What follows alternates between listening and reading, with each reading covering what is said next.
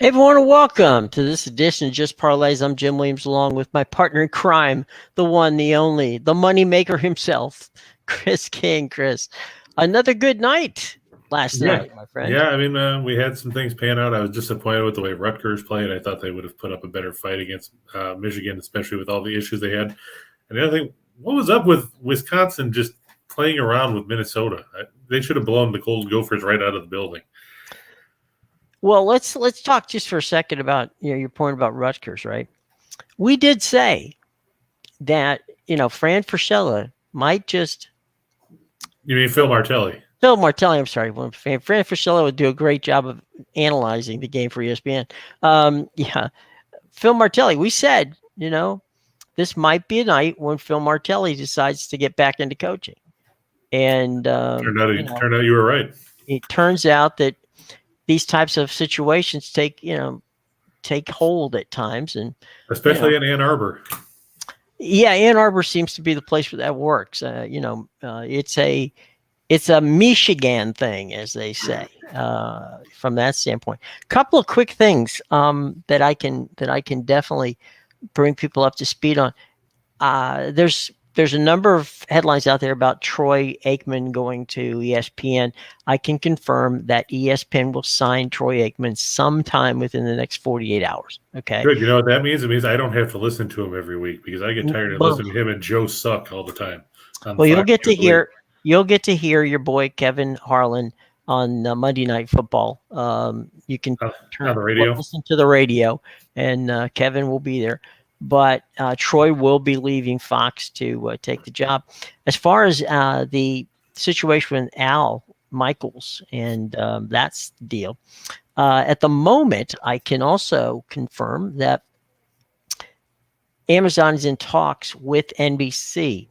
What their goal would be is to keep the consistency of allowing NBC's production group, which is our good friends Fred Gerdelli and Drew Esikoff, two of my former partners in crime at ESPN, who are now with NBC and been there. They've done Sunday Night Football since Sunday Night Football's been on NBC. And Chris Collinsworth to stay together for Thursday night. Then Tirico would join Chris on the Sunday night show. That's, if that happens, that's how that'll roll out. One way or another, Al Michaels will be with Amazon. Who his partner will be, could be Chris, could be, stay tuned. As far as Fox replacing, Troy, there's a couple schools of thought. They're not in a rush at this point. There's no need to be in a rush. They're talking to Sean Payton. They're talking to Sean McVay. I honestly believe the Sean McVay thing is if they offer him a dollar figure, he'll take that dollar figure, run to Stan Kroenke and say, if you pay me X, whatever the heck, I might be worth to the network, then I will come back and coach. If you don't, then, I think I'm going to leave. Because I think that he feels, and rightfully so, that he's underpaid. So there's those two things. Finally, with baseball, it is, and it pains me to say this because I'm a baseball fan, but if there's a way for baseball to screw something up, they will. And at least they're consistent. They're consistent. Monday has been laid out as if they don't have a deal done by Monday, opening day won't be opening day. And also they're not going to attempt to make these games up. And that means less paychecks, for the players. Theory of the case there being, urgency, right? Try to get a deal done so that you don't miss a check. There doesn't seem to be that urgency on the player standpoint. So my guess is we're probably going to have a season that is closer to 150 games than it is to 161. So there's that. So that's what I can tell you today. And we got some good basketball and some fun stuff coming. Now, just so you know, because we like our friends at BetMGM, We want you to know because the association's back tonight, and we'll be Indeed. talking about them. So let's take advantage of them being back because here's what you need to do. Take advantage of our MGM promotion, first time users. Use that BetMGM app, deposit and place a bet of $10 on any NBA game and get $200 if either team hits a three-pointer. Okay? So there you go. That's a great deal. As we said before, be sure to take advantage of our MGM NBA promotion. First time users of the BetMGM app, deposit and place a bet of $10 on any NBA game, and you will get $200 if, and there's a pretty good chance of this happening, either team hits a three-pointer. Now, remember, of course, as we always say, that it's always important to bet responsibly, and obviously you must be over 21 to play. Okay? All right, cool. So thank you very much, and on with the show we go, and we're heading. One more thing, Jim, since we were talking about breaking news. Art Briles, the former Baylor coach, is back in college football. Hugh Jackson at Grambling hired him as his offensive coordinator today. That's interesting. Art Briles is a genius, and he might be a little. There's Baylor problem. There was Baylor problems. There's no question about that. But Art Briles is Art Briles is one of those guys that Hugh Jackson did a smart thing by taking a flyer on him, because I think that's going to pan out for both of them. And if you look at it, look at what's going on with the HBCs. I mean, you've got Dion, you've got Hugh Jackson. I mean, you're getting some pretty darn good coaches in the not that there weren't already, but you're getting some pretty darn good coaches back in the HBCs. So, good on them. What I love is yesterday there was an article saying that a Grambling State Athletic spokesperson said that there was no truth to the rumor, and I will not provide a statement regarding any false hires about Briles. And then today it was announced by a school spokesperson that he was hired. Well, that's usually about the thing that the contract hasn't been signed. So you want that last thing, you want that ink to dry in the contract before you make an official statement, because otherwise, you can find out real quick that that deal you thought you had isn't there anymore, or that early announcement may have cost you $100,000 or $200,000 more because the coach comes back and says, "Well, I'll take I really want this, but if we could just push it to X, a little bit more money in there." So yeah, it always pays to make that announcement when the contract is actually signed. So if I had to guess, I'd pretty much bet that. A good night for Ryan last night. As he parlayed the Avalanche over Detroit Davidson in their rout of Duquesne and Houston with their win over Tulane on the road. Hey, David, won over $1,000. Ryan, well done, my friend. Ryan, that should pay for your trip to Vegas, right? Yeah, how about that? Now this we're about to hit a crawl, and this is James in the house? I can't see right now. I haven't seen him yet. Okay, well, be sure to hit the like button, subscribe, hit that bell to get the latest sports betting news from our team at Whiners and Whiners. Okay, so that's what we want you to do. Take a look at that scroll in the bottom, because that's where we're going. So, all right, tonight we're going to the hardwood in the college first. Whoops, my bad. Did I hit the? Yeah, you might have been scrolling. I might have left you on the bad. We're going for me, not too far. We're going about an hour and a half up the 95. Depending on the traffic. It's kind of cool and open day here today. Delaware and Charleston are playing, and the Blue Hens, they've been playing some good basketball as of late, my friend. Yep, they're 19-9 coming into this one. They're going to face a Charleston team that's up and down. We took Charleston over Northeastern the other night, right, on the road, and that one panned out. I just don't see Charleston stringing together back-to-back road wins because, well, let's face it, they haven't done it all season. Oh, no, I'm sorry, they did once, but they beat William and Mary and Elon, and neither one of those teams anything to write home about when it comes to talking about playing in the CAA. William and Mary just 5-24 this season. Elon's 8-21, so congratulations, you beat the dregs of the conference. Meanwhile, you're facing a Delaware team that is anything but Charleston 6-6 on the road. Delaware's 9-3 at home. The Blue Hens 80th in scoring offense, 38th field goal percentage at 47.1. They are shoot well inside the arc at 54.7%. They knock down 8.1 threes a night. They shoot 35.9% from there. And they shoot free throws. And God, how many times have we talked about that as being a critical thing, especially as we roll closer to conference tournaments and then, eventually March Madness where, one bad night at the line, you could be going home for the year. For sure.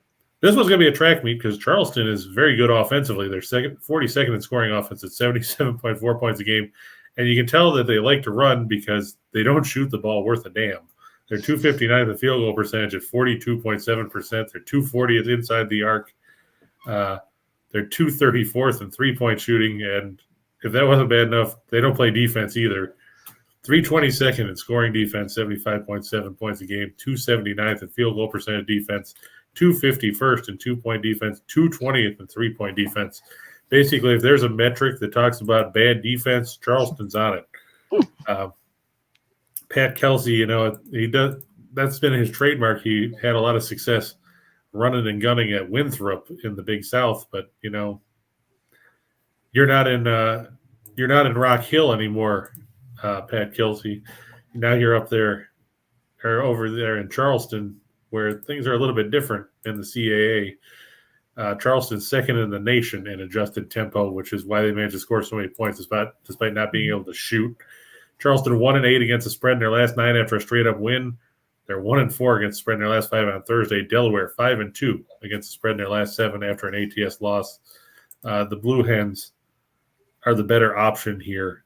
They beat Charleston on the road back on December 31st, and I look for them to prevail at home here and sweep the season series to improve to 10-3 in conference play. Or I'm sorry, 11-5. 11-5. 11-5, yeah. Yeah, I was looking at one of the lines up a couple spots. Look, Delaware is playing good basketball, and that conference is a pretty good conference. And so I think, Delaware is not one of those teams that beats themselves, number one. And number two, this time of the year, if you're going to start getting hot, this would be the time to start getting hot because there's only, 3 weeks left in the season for them? Let's see. No, regular season ends next week before a conference tournament. So a conference tournament will start after that. Okay, so at this point in time, as I say, if you're going to get hot and put a streak together, this would be the time to do it. And Delaware's got they're a force to be reckoned with. I would think they're getting closer to getting into the tournament. I really do. Yeah, they've won 3 straight 8 out of 10 coming into this one. And you look at the Colonial, and like you said, it's a good conference that nobody talks about. Towson's got 22 wins. UNC, Wilmington, Hofstra, and Delaware all have 19, so they're all going to hit the 20-win mark. Right. Hofstra will probably get there tonight because they're playing Elon. Right. And Hofstra has been a team that's been on a roll too. Absolutely. Under Speedy Claxton. Yeah. Well, and the magic number, if you're a mid-major, is north of 21 in the win column. In the loss column, you cannot. Well, I'm not going to say you cannot, but I'm going to say it's difficult if you're above 10 in the loss column. So you need to be that 11, win over loss area between like 21 and 10 or 22 and 10 and something like that. That'll get you there. And the other thing is quality of opponents that you play in, in non-conference. And Delaware's played, pretty decent non-conference schedule. So there's that. Speaking of teams that we have enjoyed talking about, we got the Cleveland State team coming up next. Yeah, Cleveland State, they're going to take on Detroit Mercy. Cleveland State was fortunate to beat Detroit Mercy the first time. They won by 2 at home. But the Vikings, we've seen Cleveland State play some good basketball. They lead the Horizon League with a 15-4 mark in conference play, which is always a good thing for Dennis Gates' team. They come in with back-to-back wins as they beat Milwaukee and Green Bay on the road. The only thing that they have to do is make sure they're not looking ahead to facing Oakland on Saturday in the regular season finale. Mm-hmm. As it stands, Cleveland State, like I said, 15-4 on the horizon. Per IPFW, the Mastodons are 13-6, and in second place, Northern Kentucky 12-6. So those are two teams that you have to watch out for as well. I like the Vikings here. They can rack up some points. They're 51st in scoring offense, 76.7 points per game. They're 19th in field goal percentage. They're 30th inside the arc. They're slightly above average from three-point range, but they're terrible at the free throw line, which could keep Detroit Mercy around, which is why I'm glad the line is only 1.5. Detroit Mercy, 210th in scoring offense, 231st in field goal percentage, 229th in two-point shooting. They live and die by the three. They're kind of like the Horizon's answer to Colgate, except Colgate actually wins games more consistently. They're ninth in the nation with 10.4 triples a night. They're 42nd in three-point percentage, and they knock down free throws, so they'll hang around if you let them. Mm-hmm. Cleveland State's going to have to shut down Antoine Davis. I believe he's second in the nation in scoring now, behind Peter Kiss from Bryant. But as Detroit Mercy goes, or as Davis goes, so does Detroit Mercy. If he struggles, the Titans are in trouble. As it stands, the Vikings 5-1 against the spread in their last 6 against teams with a losing record, 5-2 in their last 7 overall, 5-2 in their last 7 as a favorite. They've won 4 of the last 5 meetings between these teams. Detroit Mercy 2-5-2 against the spread in their last 9. Like I said, I have liked the way Detroit Mercy plays at times, but they're too inconsistent when it comes to relying on them on a regular basis. I mean, yeah, we took them over Robert Morris and stuff. Right. I'm just not going to back them here. I think, with it being such a narrow line, I'll stick with the team that's atop the horizon over the one that's, in the middle of the pack. Well, there's another thing too, and this is something that Cleveland State knows and everybody in that league knows. This is a one bid league. Oh, for sure. I don't think there's going to be 2 bids there. So you cannot afford, if you're Cleveland State and you're playing a team like Detroit Mercy, you got to put the pedal down and just crush, because right here style points count and they matter. So if you can beat a team by 10, you beat them by 10. If you can beat them, obviously you want them by whatever you can win by, but 100%, this is a league that, if somebody accidentally, other than Cleveland State wins the tournament and Cleveland State finishes in that, let's say they play the final, they get there, it could be a 2-bid league, but I don't think that's going to happen. Yeah, I think that's highly unlikely. I think you'd see Cleveland State would get slotted somewhere with a higher seed, maybe in the NIT. But I don't see them squeezing another team in, even because Cleveland State's only 19-7. So you say they win today, we'll say they beat Oakland, they get them to 21. If they win a couple games in the tournament, they'd be like 23-8. But is the committee going to take a 23-8 Cleveland State team over, say, some middle of the road team in a power conference? Probably not. No, well, that would be the thing, is that it's they would be check this. I could be wrong on that panel. If they lose a game again, they'll have 10 losses, I believe. Correct? No, Cleveland State has 7. Oh, 7. Okay, sorry. All right, so they'd have 8 losses, and then there'd be a loss in the tournament, or potentially a loss in the tournament. So yeah, I mean, if somebody wins that division, wins that conference, whomever it may be, and Cleveland State's on the outside looking in, they're going to be on the outside looking in the tournament for sure. So there's that. As for everybody's asking about why the line is so small and stuff, it's at Detroit Mercy. The Titans are 7-0 at home. There aren't any injuries to report other than Madut Akek from the Titans, who averages 13.5 points, 7.2 rebounds. He's questionable. He hasn't played in 2 weeks since that win over Robert Morris. So that's the only injury that's showing up on the injury reports anywhere. Cleveland State shows that they're healthy.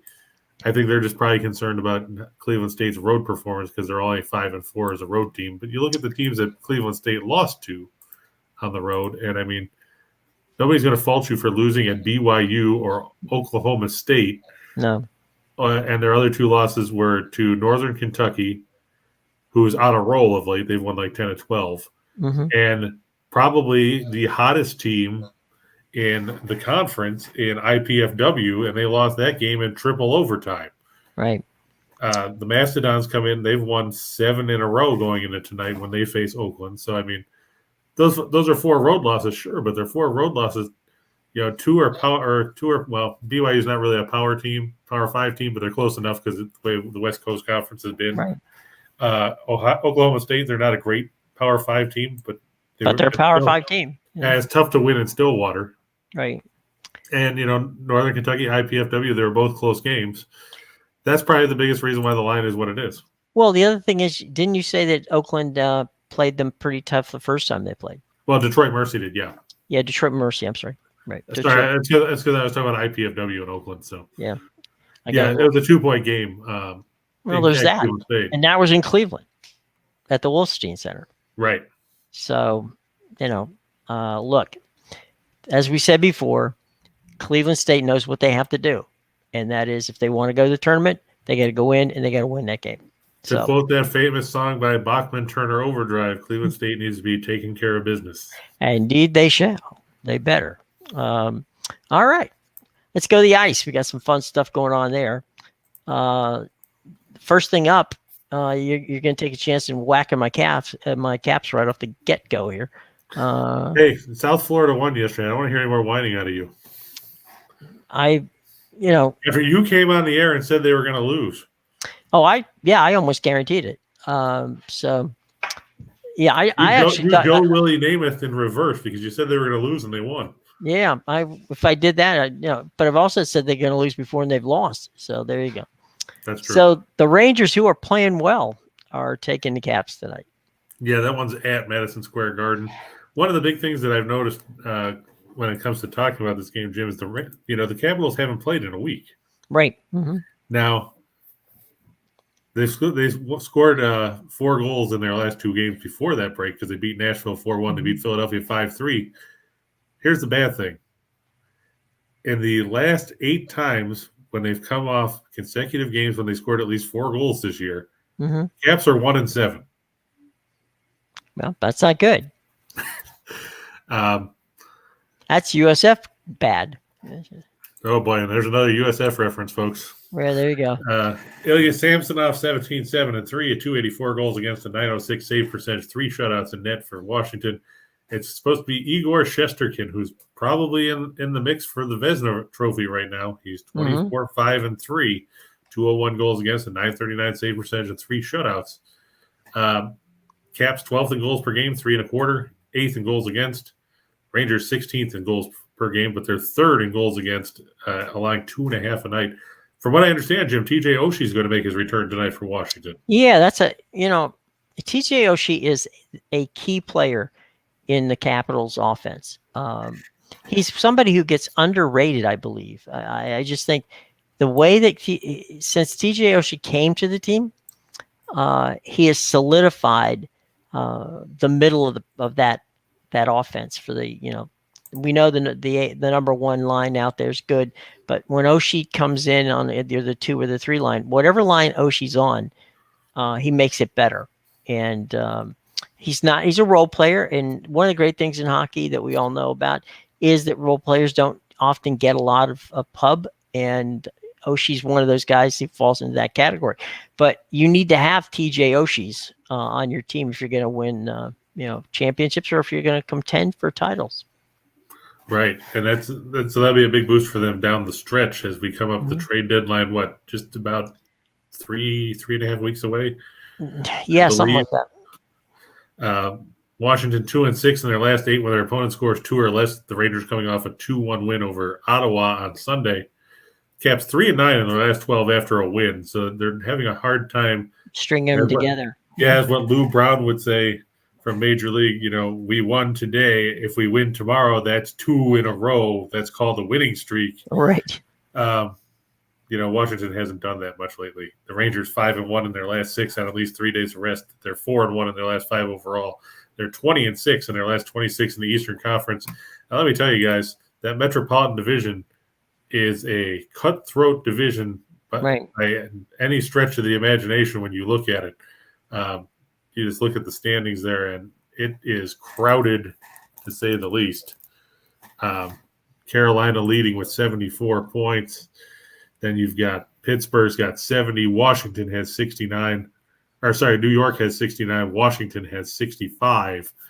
So, I mean, the Caps are in a solid position for a wild card spot, but, they'd probably rather avoid playing a division winner in the first round if they can help it and get in that 2-3 matchup, which would put them against one of their fellow division rivals, either Pittsburgh or the Rangers or Carolina, however that's going to shake out, because it's definitely a log jam.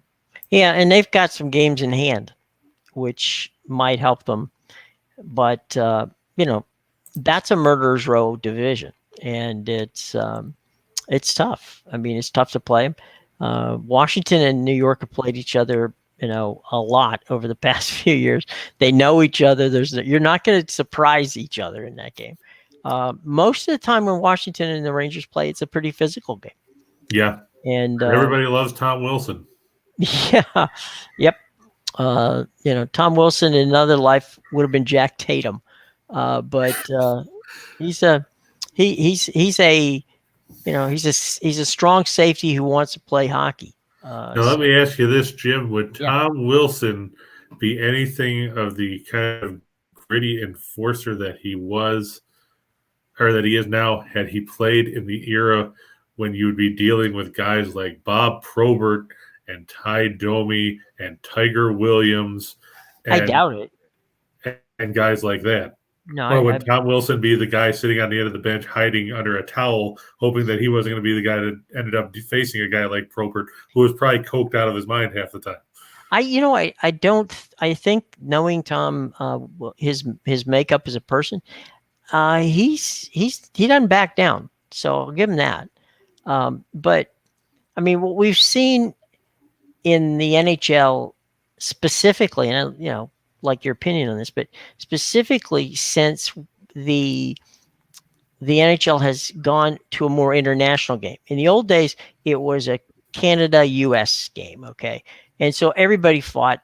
It was very physical, and it was a slow game, okay? The game, once the integration specifically of the Russians and of the Eastern Bloc teams, they weren't fighters. Those guys were speed guys. Those guys brought a wider scope of hockey.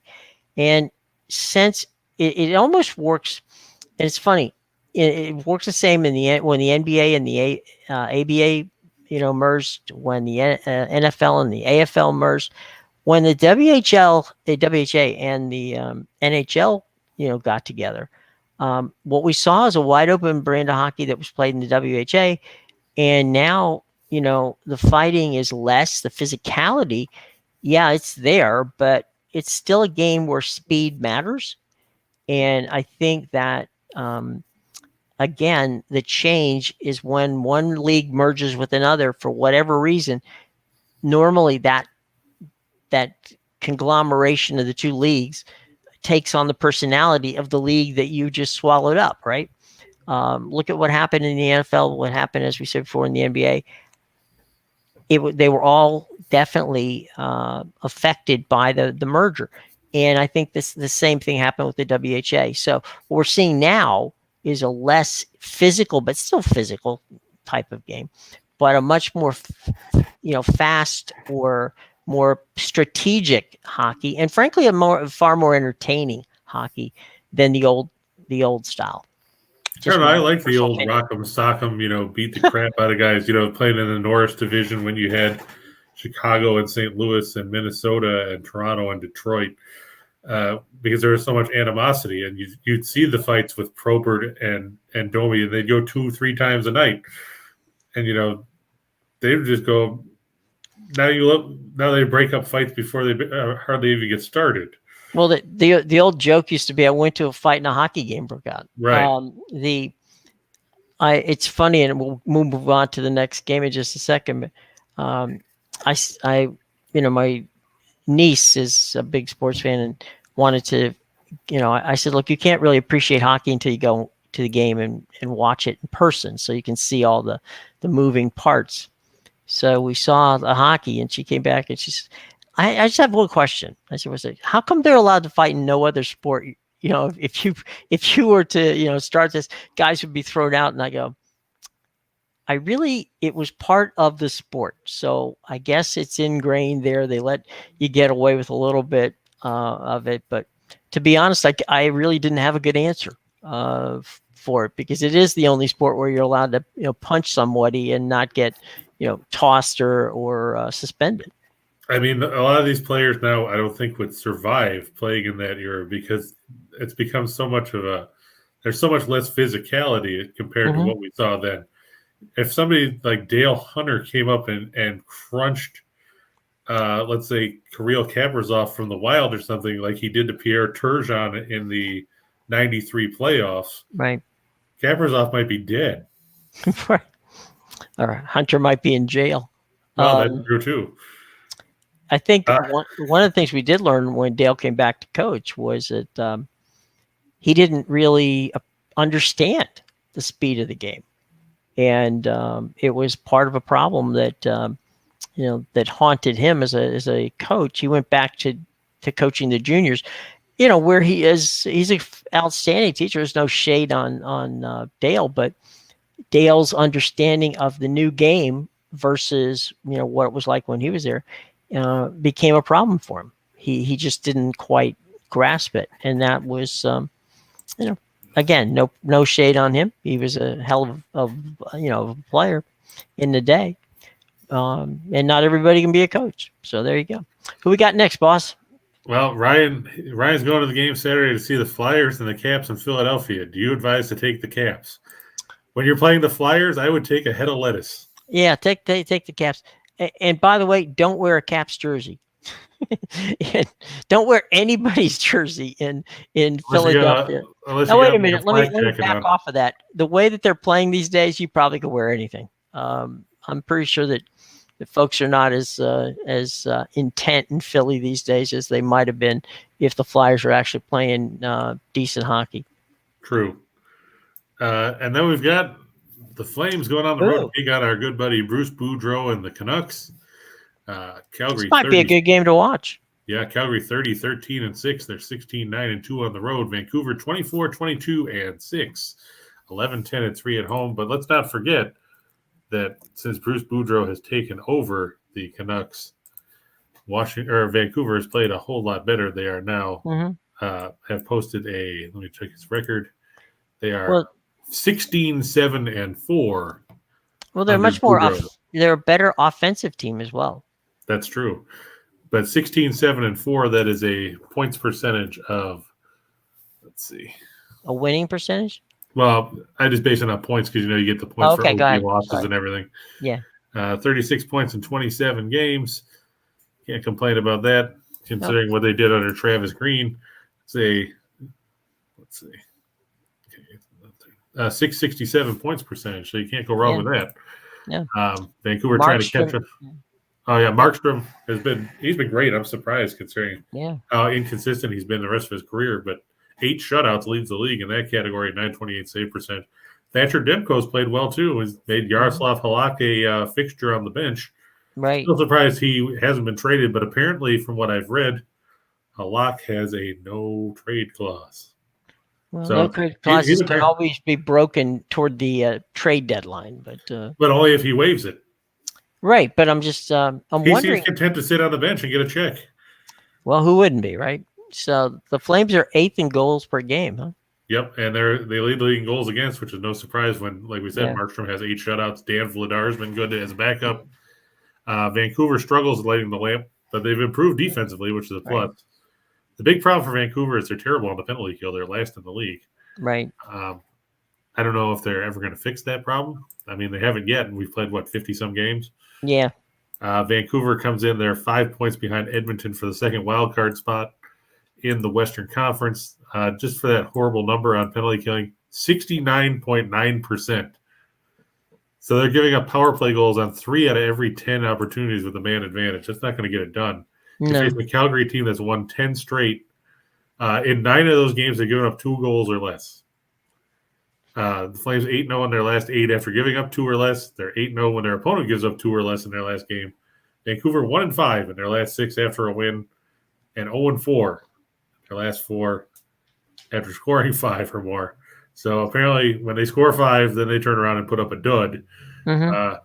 And playing the Flames, you're probably going to put up a dud anyway because Markstrom has been very good.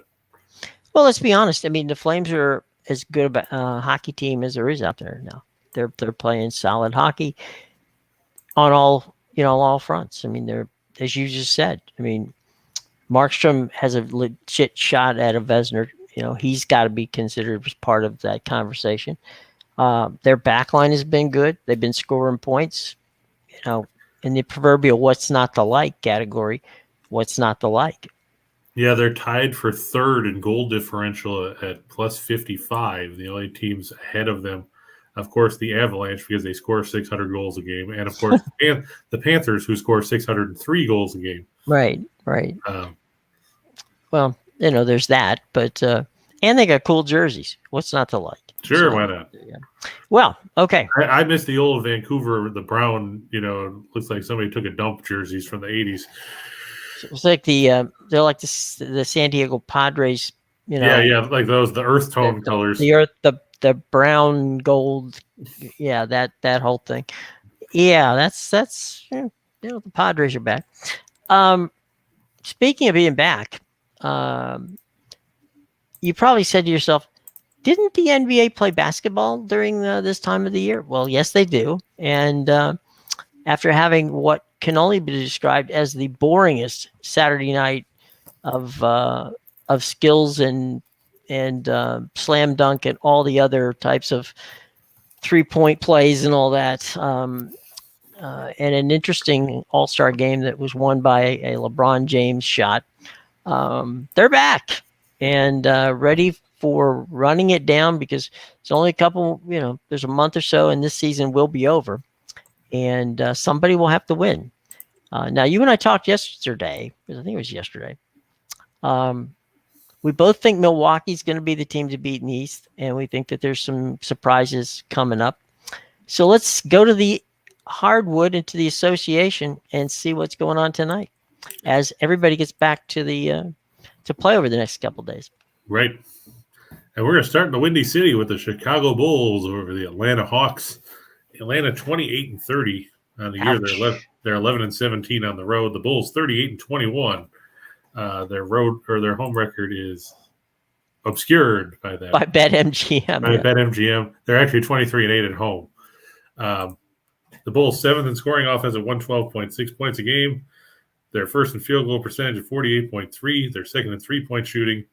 The Hawks actually lead the league in 3-point shooting at 37.7%. They're 8th in scoring offense, but the big thing here is the Hawks don't play defense.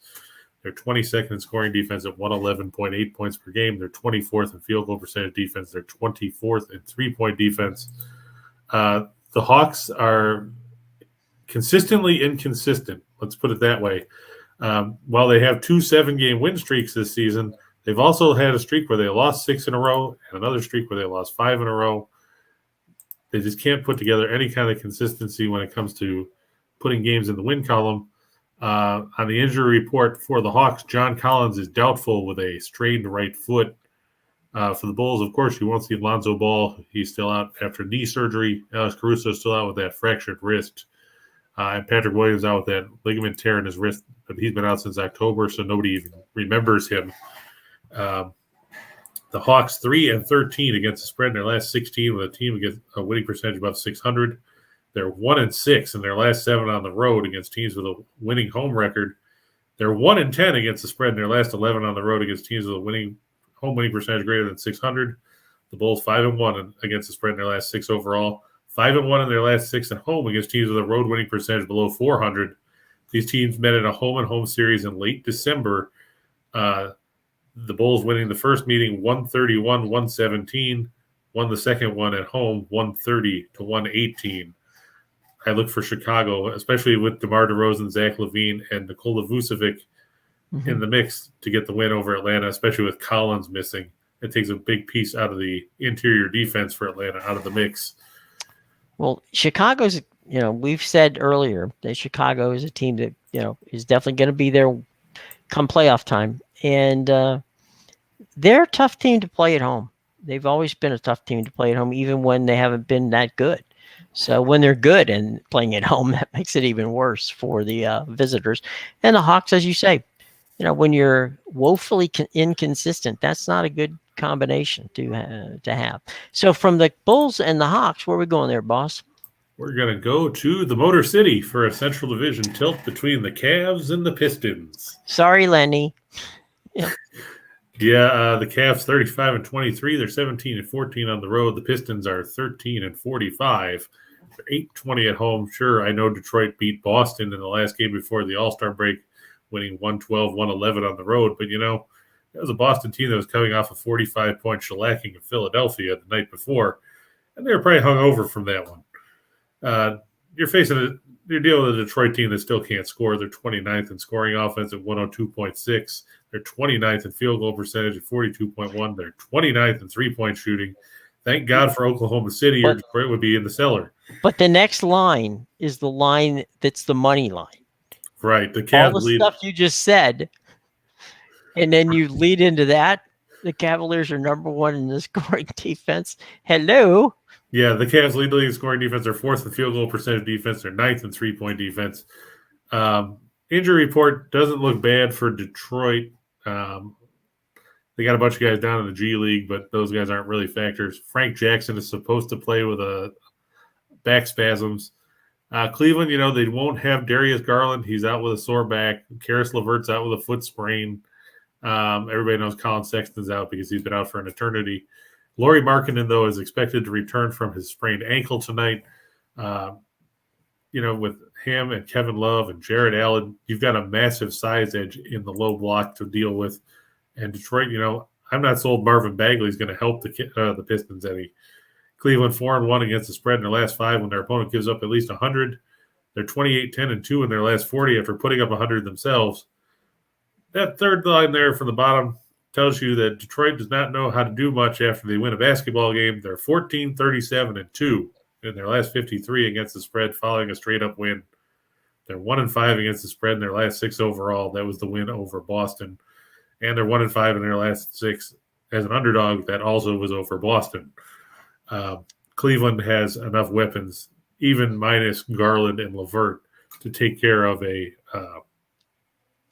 let's face it, a bad Detroit team.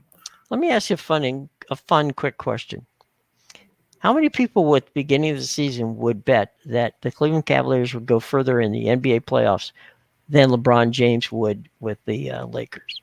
Probably not very many. But then again, now it sounds now it sounds like LeBron is mad at Rob Pelinka because he didn't pull the trigger on sending Westbrook back to Houston for John Wall.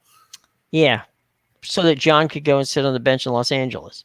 Right, because, so you would trade a overpaid guy that can't shoot for an overpaid guy that has barely played in the last 3 seasons and hasn't played at all this year. If you're going to do that, why didn't you just go get Ben Simmons? There you go. The other thing that you're talking about with the LeBron with the Lakers situation, and then in the West, it looks like Chris Paul's not going to be playing in Phoenix for a while, at least to the playoffs. Now they got a 6-game cushion, right? Right. I don't think the Warriors catch him, but that's I think we need to keep watch over that Phoenix team and how they handle not having Chris Paul, at least for probably the remainder of the regular season, likely, hopefully for him, that he gets back for the playoffs in time. Yeah, I imagine he'll be back for the postseason. I'm just looking to see if how many times Phoenix and Golden State meet, if they meet again this season. It's not many. Yeah, they meet in March 30th. That's the only meeting they have left. That's about the last game of the season, almost. They've got 6 after that. Mm-hmm. But yeah, there's not a ton of opportunities for Golden State to gain ground at head-to-head. You also have to factor in that down the stretch, while you do see Utah and you see Milwaukee on the docket, and the Bulls are on there. They play them once, and Memphis is on there once. They've also got games like they closed with Sacramento. They've got Okay, they've got Sacramento twice. They've got New Orleans on there a couple times. They've got the Lakers on there a couple times. Mhm. You've got Houston on there. You've got Orlando. So, I mean, there's probably enough easy games where they can just beat up on bad teams like Well, tonight. and I don't want to Tonight they make it play sound like Oklahoma City. I don't want to make it sound like Chris Paul is the only player on the Phoenix team that can Oh, play. right. Yeah. So there's that too. I mean, Phoenix has got a quality team, and they're just better with Chris Paul. Right. Like any team would be better with Chris Paul. But they've got 3 or 4 guys that slide over and play that position if need be. And Yeah, Cameron Payne, if he's healthy. You got Aaron Holiday, who they got at the trade deadline. They got guys on the bench they can rotate in and out. So right. There's that. Let me get to one more quick BetMGM promotion, guys. As we said, as you've seen rolling through past on the screen about the NBA play, there's more. And here's what we got. BetMGM will give new customers a risk-free bet on your first sports wager up to $1,000. Only new players are eligible. You need to use your BetMGM app. You get that bonus after you sign up. And once you create an account and you deposit your first $10 or more, then from that point forward, they will match it up to $1,000. So there you go. It's a wonderful opportunity. And all of the information on BetMGM, both the NBA promotion as well as the promotion we just talked about, is in our show box below. Remember, you must be 21 years of age to play, and always bet responsibly. Okay? All right. So that's from our friends at MGM. And plenty of stuff to be looking forward to. As I said before, it's all in the show box below with the links and all that information. So BetMGM, and as we said, you have to be 21 years of age to play, and bet responsibly. Okay, so let's go 2 for the money. Speaking of making money, here we go. Quick, Ryan says he's so ready for LaFraud to retire and go away. LaFraud. The bad news is he says his last year is going to be when he plays with his son, which means you're probably going to be stuck with him for at least another, 2 or 3 years. I don't remember when his son's eligible to join the NBA. Well, that's assuming his son is good enough to play in the NBA. Right. I think he's been currently projected as a second-round pick, which, those really pan out half the time. Where's he at? And where's he playing basketball? He's playing high school for somebody. He's got to be in Los Angeles. Yeah, Sierra Canyon. Okay. Actually, they've Sierra Canyon has been a feeder school back in the day to USC. Has it? Yeah. He's currently the number 34 prospect in the 2023 recruiting class. So he won't be eligible for the draft until 2024, which means that you're stuck with LeBron for at least 3 more years. Well, yeah, that again also is assuming that he pans out when he gets into college. Right. Wherever he might go to college. Right. So there's that too, Yeah. Well, we'll see. Anyway, Bulls and Hawks, talked about them. John says IUPUI is the destination for Bronny James. John, you know what? He could do worse. Hey, he'd get to play 40 minutes a night. That's right. Going somewhere else where, he might come off the bench and play like 6. Like USC or UCLA. So, all right, cool. We got... I shouldn't even say Colgate. It didn't copy over from my page. That was my fault. It's supposed to be the Bulls minus 3.5 over the Hawks. The college game I had plugged in there. Let me see because I've got it on my screen. I put Delaware in there. Yeah. Okay. All right, then you get the Flames. It just didn't copy over from my screen. I must have saved it afterwards and it didn't punch up. Yeah, we talked about the Flames and the Canucks. We didn't talk about the Panthers and the Blue Jackets. Yeah, and you talk about what's going to be a game, a goal fest. Currently, the money line on that game has gotten ridiculous. It is Florida going at minus 470, Columbus going at plus 350. Here's the funny thing.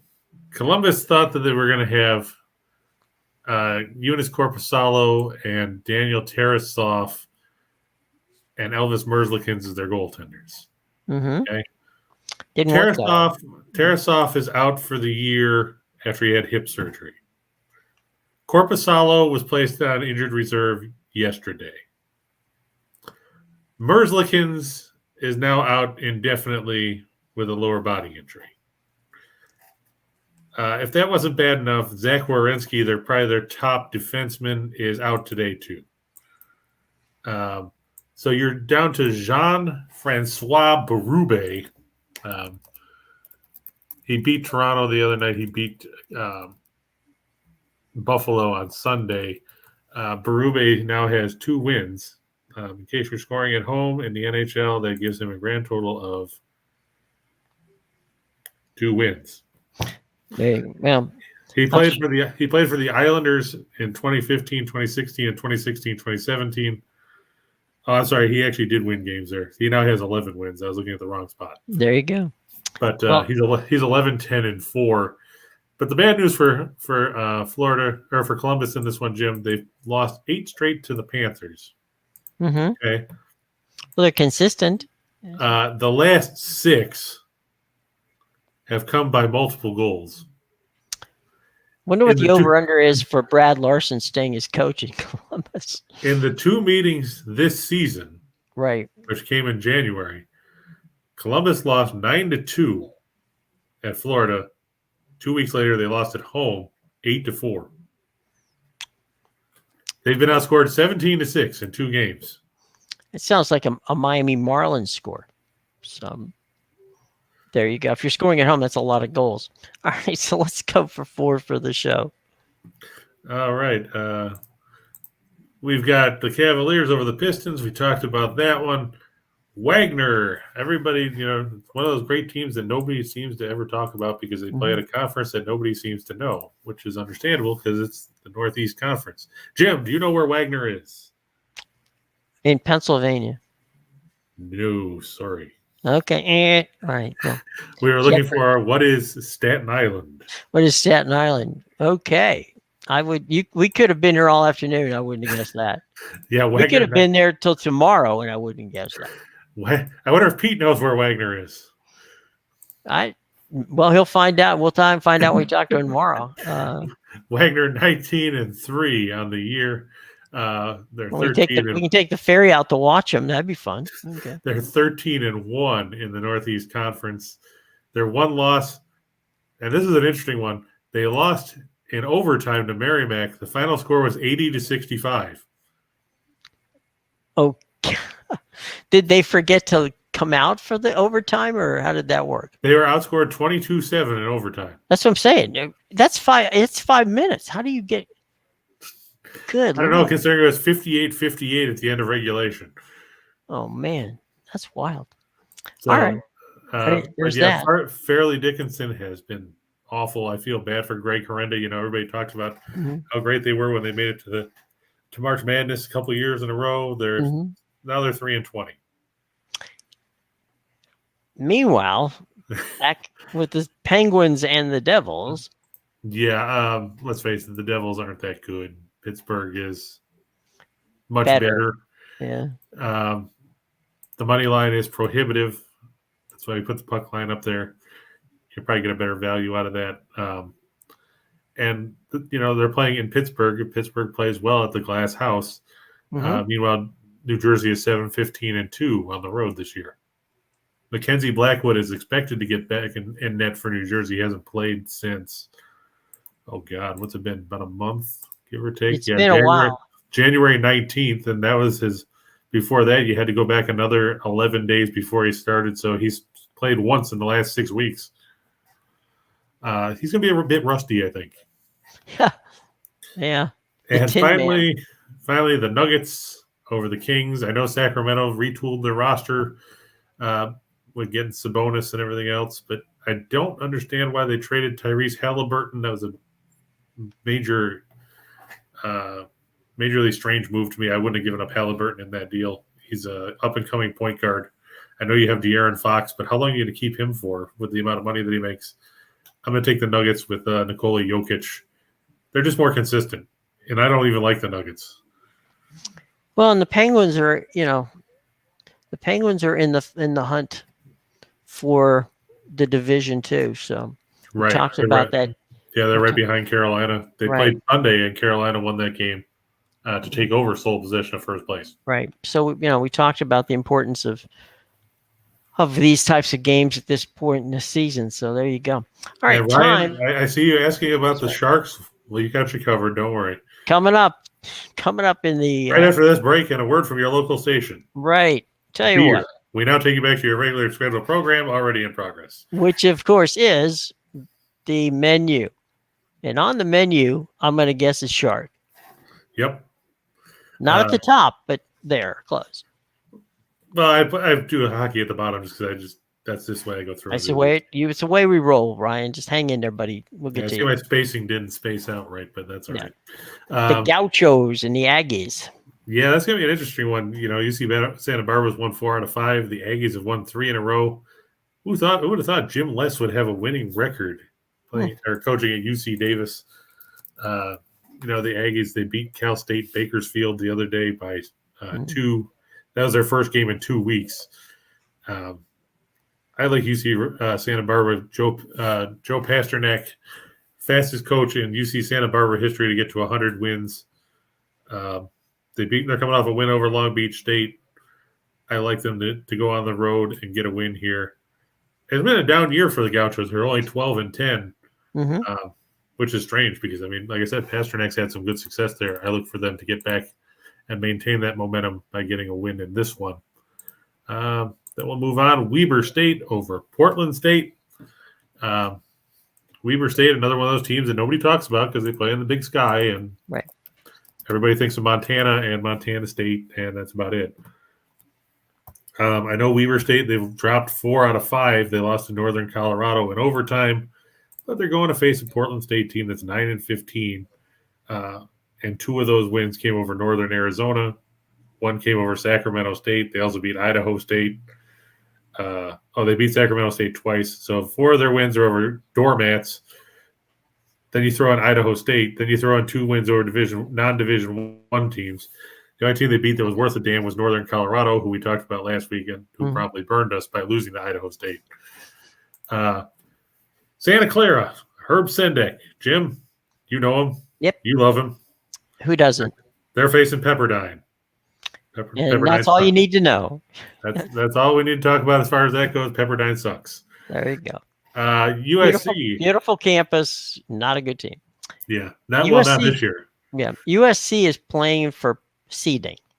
Right. In the tournament. So that's what you need to know. And the Pac-12 tournament too. That's true. They come in with 4 straight wins, after they had that loss to Arizona back in early February. Meanwhile, Wayne Tinkle's team, they're not Oregon. Yes. Well, they're not even the team that went to the Elite 8 last season. Right. Yeah. Oregon State, 3-22. They're 1-14 in the Pac-12. They've lost 12 straight. Their last win, December 30th. They beat Utah that day. I remember. So they haven't won this year. I picked Utah to beat them that day on this show. And, of course, Oregon State won by 12. Ruined my entire day. Well, Since then, they haven't won jack.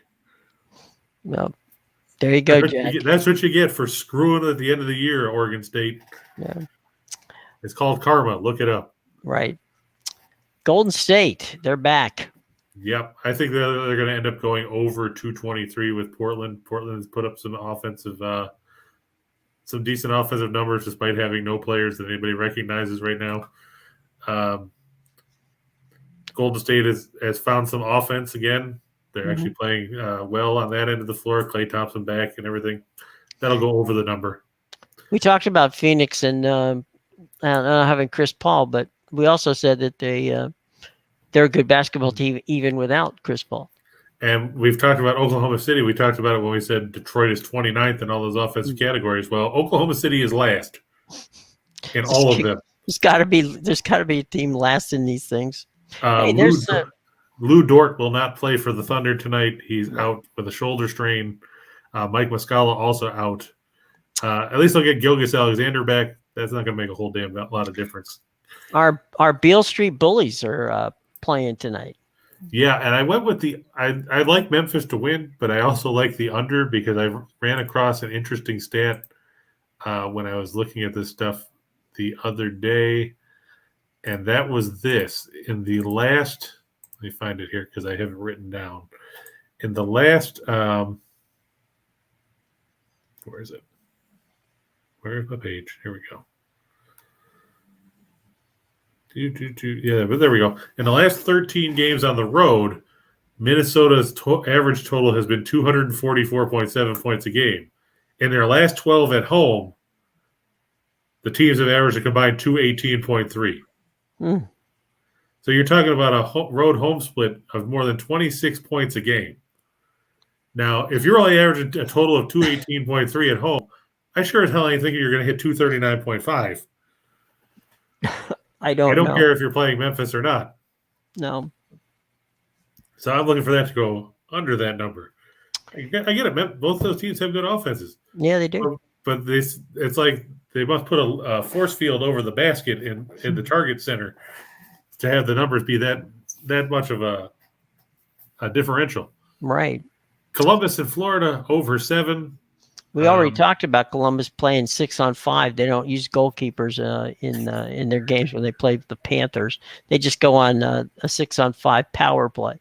Yeah, and just to give you an idea of the way things have gone in that series, they've gone over in 7 of the last 8 meetings. The goal totals in that stretch, 6, 9, 7, 3. That was the one under. 6, 6, 11, 12.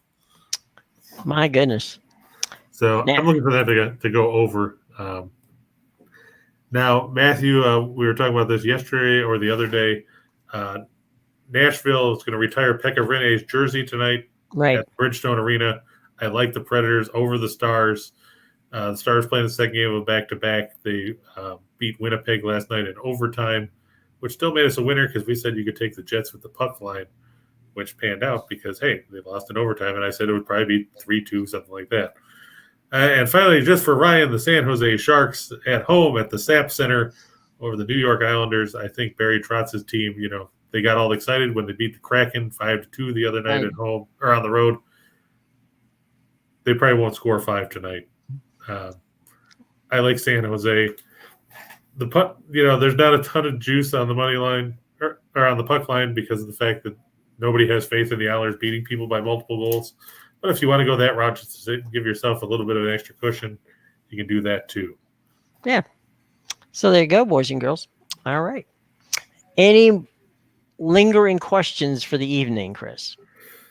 Well, I mean, if you're looking for good basketball tonight, I would be finding out what channel the game with the number 1 team in the country.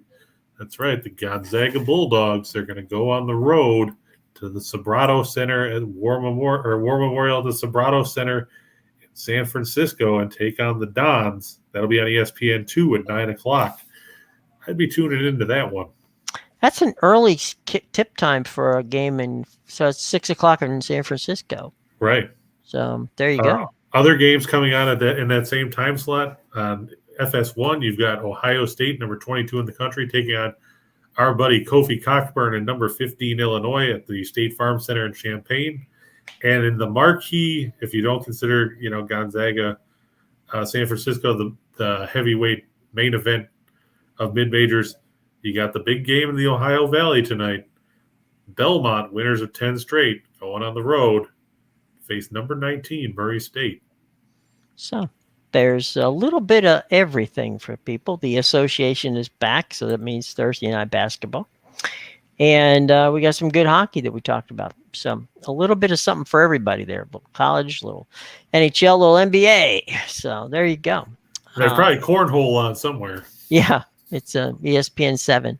Because they got dodgeball on ESPN 8, the Ocho. Yeah, there's that, the International Dodgeball Association. This, by the way, just kind of one other quick sports note, and that is the UEFA Championship, which many people enjoy tuning into. Was supposed to be played in St. Petersburg Russia. It will not be played in St. Petersburg, Russia. It will be determined. Tomorrow will tell you where it's going to be played. My guess, if it, likely spot will be somewhere in England. A very good chance it would be in London, either at Wembley or over at Tottenham Stadium. I was going to say Tottenham Hotspur there. Yeah, there's an outside chance they could play Chelsea, but I would think those are Wembley or Tottenham would probably be your best bets. So we'll see how that plays out. So we'll let you know that tomorrow. Oh, not What's Ryan doing? I was going to say, he asked about Murray State, since we said Belmont, Murray State. Murray State's at home. They're 16-0 in the conference. Strangely, it's only a 3-point line. I would take Murray State. They beat Belmont soundly on the road last month. That was that 82-60 drubbing of Belmont. Mm-hmm. And let's face it, Belmont hasn't been all that sharp. Yeah, I know they've won 10 in a row, but you look at some of these margins. They beat Austin Peay by 8. They beat Tennessee Tech by 8 in overtime in a game where they looked absolutely terrible for most of it. They beat Morehead State 48-47. That was a good day for me because I took Morehead State in 10 points. There you go. They beat SIU Edwardsville by 11. After you lose by 22 on your home floor, now you've got to go to Murray State. And Murray State doesn't lose at home very often. This year They haven't. They're 14-0. I would give the 3 and take the Racers. There you go. You heard it from him. And tomorrow we're going to have Pete Medhurst. Pete, of course, the man of many voices. He's got his own radio show between 3 and 6 on the Team 980 in Washington, D.C. He also is the voice of Navy, because that's what he's going to come to talk to us about, Navy and Colgate. The Patriot League in general with that tournament coming up. Exactly. And also we can talk a little baseball with him because he is the pregame and postgame host for the Washington Nationals, and also does some play-by-play as a fill-in play-by-play guy. And he's the voice of Rosecroft Raceway. So, when he's not sleeping, he'll drop by and visit us. So we'll check Pete out tomorrow as our special Friday guest. So Pete Medhurst tomorrow to talk about Navy, the Patriot League, and a little bit of everything with Pete. You can always just to give you guys a little bit of heads up. We'll also have Allie Burns back next Monday. That's right. To talk more college basketball. That's right. So you asked for her, you got her. Allie's coming back. So, all right, gang. Get your questions ready for tomorrow. Have a great evening tonight. We've already given you some good opportunities to have some fun. All the information on BetMGM and the promotions they have is in the show box below. So after we are off, you can certainly look at that and check it out. Check out all of our social media, which also is down below. And we look forward to seeing Ryan Morehead State over Eastern Illinois. Eastern Illinois is terrible. There you go. Ryan, it's simple. Have a good one, Ryan. All right. Everybody have a lovely evening. Be safe, be careful, and be wise out there, okay? Play it cool. Have a great evening. We will see you tomorrow right here on the Winners and Whiners Sports Betting Network. Just Parlays with Chris King. Okay, everybody? Take care. See ya tomorrow.